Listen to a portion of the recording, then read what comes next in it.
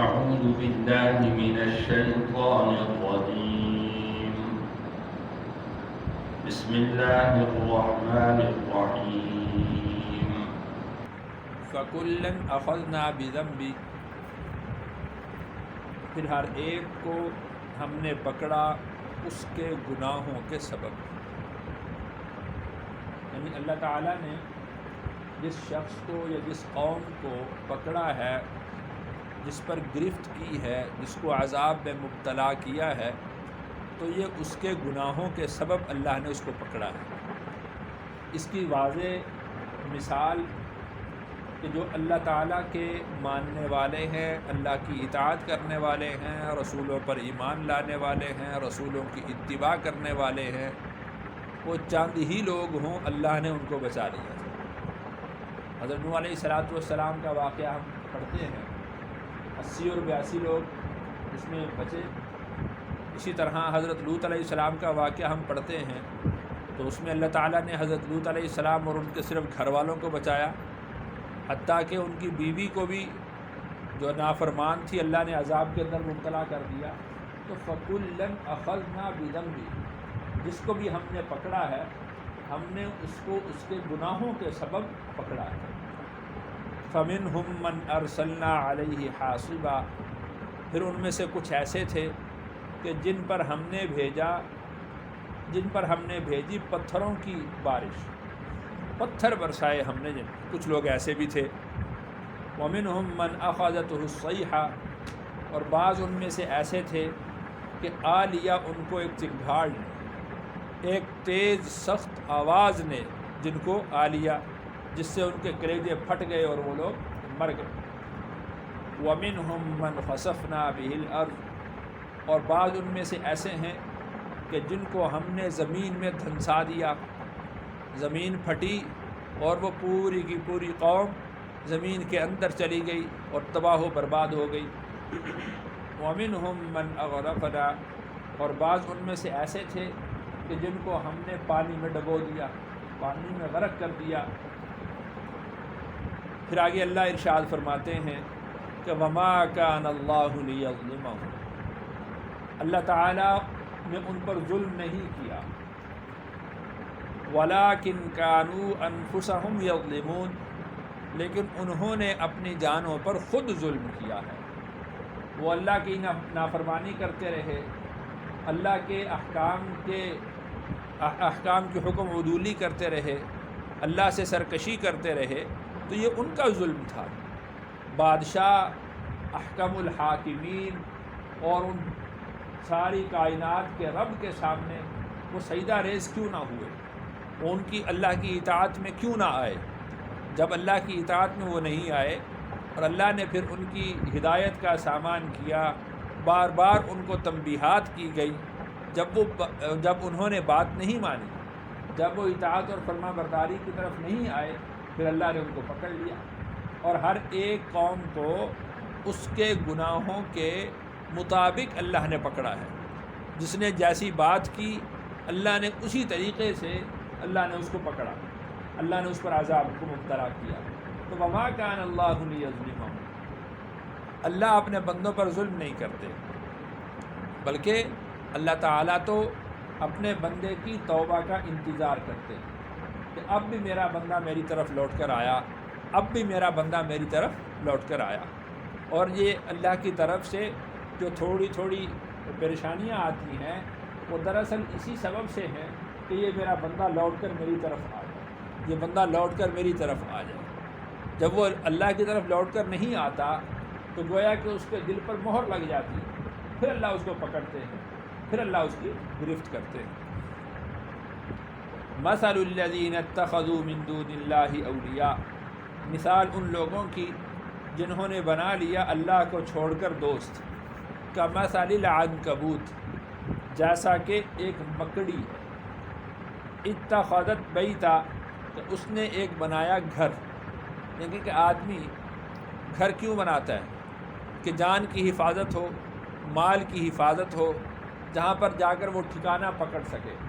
تو جو اللہ کو چھوڑ کر دوسروں کو دوست بناتے ہیں، تو وہ اپنے جان کی حفاظت کے لیے، مال کی حفاظت کے لیے، یا یہ ہے کہ اپنے لیے کوئی قلعہ تلاش کرتے ہیں کہ ہمارے اوپر کوئی مصیبت آئے گی، کوئی آفت آئے گی تو ہم وہاں جا کر بیٹھ جائیں گے اور ہم بچ جائیں گے۔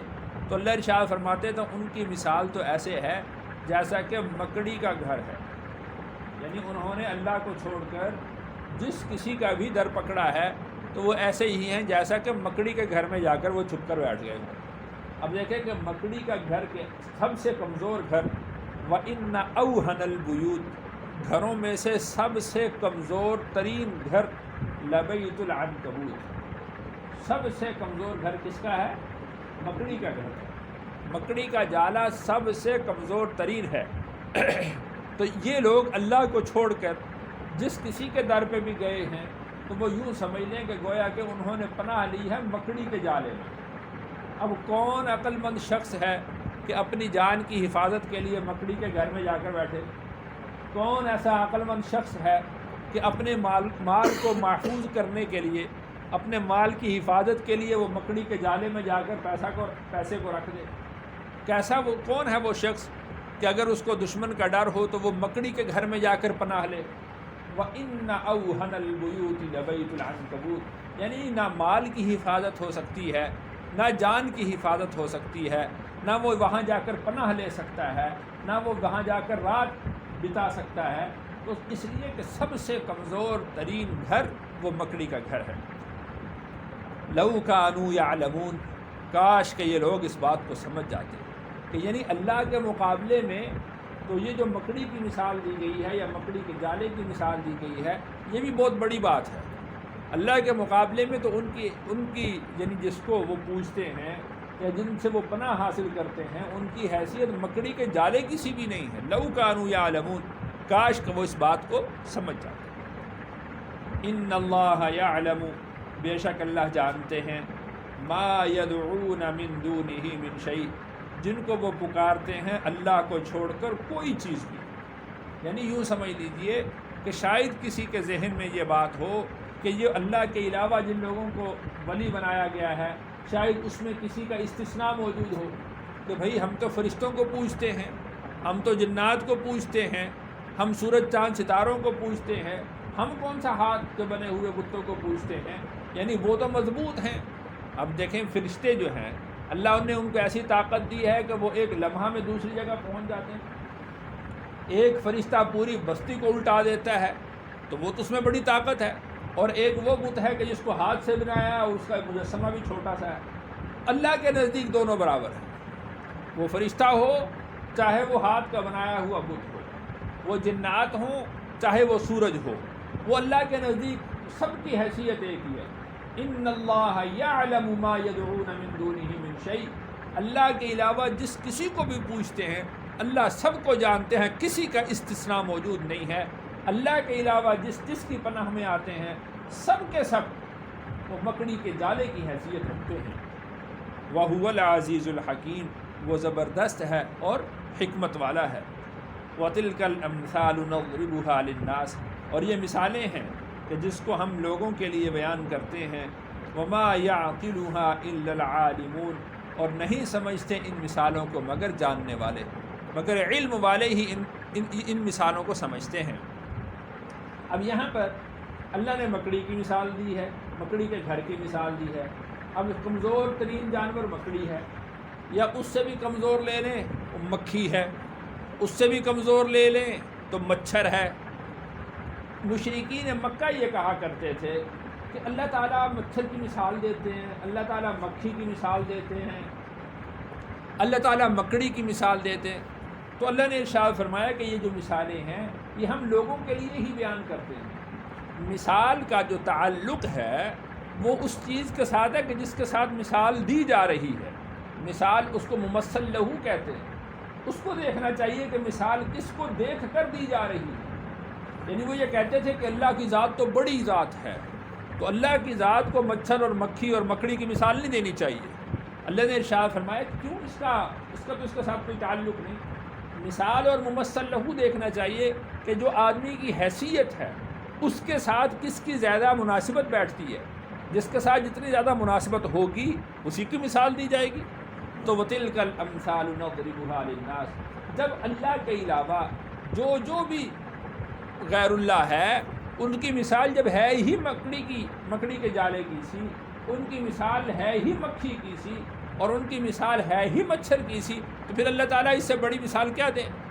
اور تمہاری یعنی ان چیزوں کو تو تم بھی کمزور سمجھتے ہو۔ اللہ تو مثال ہاتھی کی بھی دے سکتے ہیں، اللہ نے دی ہے ہاتھی کی مثال بھی۔ اللہ تو مثال اونٹ کی بھی دے سکتے ہیں، اللہ نے قرآن میں اونٹ کا بھی ذکر کیا ہے، بڑے بڑے جانوروں کا اللہ نے ذکر کیا ہے۔ لیکن جو اللہ کے علاوہ معبودان باطلہ ہیں ان کی حیثیت اونٹ اور ہاتھی کی تو ہے نہیں۔ تم سمجھو کہ لو بھئی ہاتھی کے اوپر تو آدمی سفر کر سکتا ہے نا، اس کا تو پھر کچھ نہ کچھ فائدہ ہے، لیکن جو اللہ کے علاوہ معبود ہیں ان کا اتنا بھی فائدہ نہیں ہے کہ تم ان کی پناہ میں کہیں سفر کر سکو۔ تو ان کی مثال تو مچھر کی سی ہے، ان کی مثال تو مکھی کی سی ہے، ان کی مثال تو مکڑی کی سی ہے، مکڑی کے جالے کی سی ہے۔ تو وَتِلْكَ الْأَمْثَالُ نَضْرِبُهَا لِلنَّاسِ، یہ مثالیں اللہ فرماتے ہیں کہ ہم اس کو لوگوں کے لیے اس لیے بیان کرتے ہیں کہ وَمَا يَعْقِلُهَا إِلَّا الْعَالِمُونَ، کہ ان کو عالم لوگ سمجھ جائیں، ان کو وہ لوگ کہ جن کے اندر کچھ شعور ہے، کچھ عقل ہے، وہ ان چیزوں سے مثالوں کو سمجھ جائیں کہ اللہ کے علاوہ کسی کو پوجنا، اللہ کے علاوہ کسی کی عبادت کرنا، اللہ کے علاوہ کسی کو پکارنا، وہ یعنی ان کی حیثیت یہی کچھ ہے، اس کے علاوہ اور کچھ نہیں۔ خلق اللہ السماوات والارض بالحق، پیدا کیا اللہ نے آسمان کو اور زمین کو درست۔ ان فی ذلک لآیۃ للمؤمنین، اس میں بے شک البتہ نشانی ہے ایمان والوں کے لیے۔ یعنی تم اس بات سے گھبراتے ہو کہ اللہ نے مکھی کی مثال دی، اللہ نے مچھر کی مثال دی، اللہ نے جو ہے مکڑی کی مثال دی۔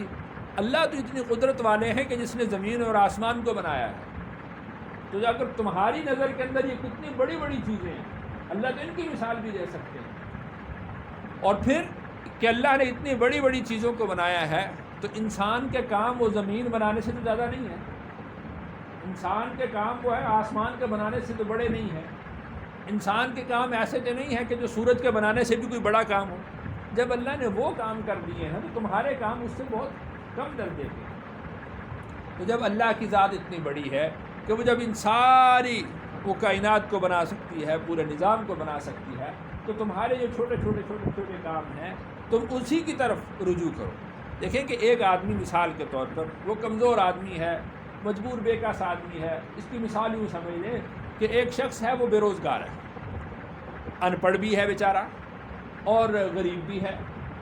اب اس کی ملازمت کیا ہے؟ وہ یہ چاہتا ہے کہ مجھے وہ چوتھے اسکیل میں کہیں مجھے ملازمت مل جائے، اور اس کے لیے وہ درخواست لکھتا ہے، لکھواتا ہے، تصویر کھنچواتا ہے، وہ اپلائی کرتا ہے، سب کچھ کام کرتا ہے، وہ ملازمت نہیں ہوتی اس کی۔ اسی حلقے کے اندر ایک شخص ایم این اے، کوئی وزیر، کوئی مشیر، اس کا کوئی تعلق والا نکل آتا ہے اور وہ درخواست لے کر اس کے پاس جاتا ہے۔ وہ ایم این اے اس کو کیا کہتا ہے؟ یہ تو کوئی مسئلہ ہی نہیں ہے، صبح آ جانا، بس بات ختم۔ وہ کام اس کا جو 4 سال سے اٹکا ہوا تھا، تو ایم این اے نے اس کو کہا کہ صبح آ جاؤ ملازمت پہ، بات ختم ہو گئی۔ اب اس آدمی کے لیے یہ کتنا بڑا کام ہے میری ملازمت کا لگنا، اور ایم این اے کے لیے، وزیر مشیر کے لیے وہ آسان ہے۔ تو اللہ تعالیٰ خلق اللہ السماوات والارض، اللہ نے تو اتنے بڑے بڑے کام کر دیے ہیں۔ تو ایک انسان کا کوئی بھی کام ہو، مثال کے طور پر کسی کے پاس اولاد نہیں، وہ یہ سمجھتا ہے وہ ادویات لیتا ہے، وہ فلاں کے پاس جاتا ہے، فلاں کے پاس جاتا ہے۔ تو اللہ نے ساری انسانیت کو اولاد عطا کی ہے، اللہ کے لیے یہ مشکل ہے؟ انسان کے ذہن میں یہ کام بہت بڑا ہے کہ کاش مجھے بیٹا مل جائے، وہ ادھر جا کے منت مانتا ہے، ادھر جا کے بکرے ذبح کرتا ہے، ادھر جا کے وہ دیگے چڑھاتا ہے، لیکن اللہ کے لیے تو کوئی مشکل نہیں ہے نا۔ اللہ نے کیسے ہی آپ دیکھتے ہی ہیں کتنے لوگ ایسے ہیں کہ اللہ نے ان کو 10 بیٹے عطا کیے، اور کتنے ہی لوگ ایسے ہیں کہ جو ساری دنیا بھی گھوم آئے ہیں، اللہ نے ان کے نصیب میں اولاد نہیں لکھی تو ان کو اولاد نہیں ہوتی۔ تو زمین اور آسمان کو اللہ نے بنایا اور اس کا پورا نظام وہ اللہ کے ہاتھ میں ہے۔ جب سارا کا سارا نظام اللہ کے ہاتھ میں ہے تو اللہ کو چھوڑ کر کسی اور کی طرف توجہ بھی نہیں کرنی چاہیے۔ یہاں پر الحمد